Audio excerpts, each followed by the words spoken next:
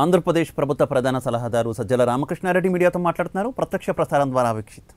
పూర్తి స్థాయిలో నిజమైన రాజకీయ సాధికారతను, సామాజిక న్యాయాన్ని అందజేసేది దీంతో కృతనిశ్చయంతో ఉన్నారని తెలుపుతూ ఈరోజు నామినేషన్ అందరికీ వేసిన అందరికీ కూడా పార్టీ తరఫున అభినందనలు చెప్తూ సెలవు తీసుకుంటాం. Thank you.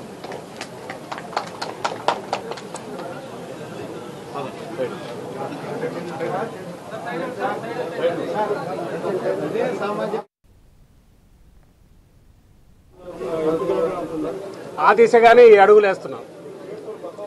ఆ దిశగానే నాయకత్వం అనేది వీటిలోంచి తయారవుతూ రావడానికి అవసరమైన ఎక్కడెక్కడ అవకాశం ఉందో అక్కడ చేసుకుంటూ రావడం, ప్రజలంతా పాల్గొనే అసెంబ్లీ ఎన్నికలను మిగిలిన వాటిలో కూడా దీంట్లోంచి తయారైన నాయకులు పోటీపడి, నేను అదే అంటున్నా, 4-5 ఏళ్ల తర్వాత వచ్చేసరికి నిజమైన పూర్తి అన్ని వర్గాలకు నాయకత్వం కలిగిన నాయకులు దీంట్లోంచి పూర్తిగా వస్తారు. అప్పుడు సహజంగానే కన్సిడర్ చేస్తాం.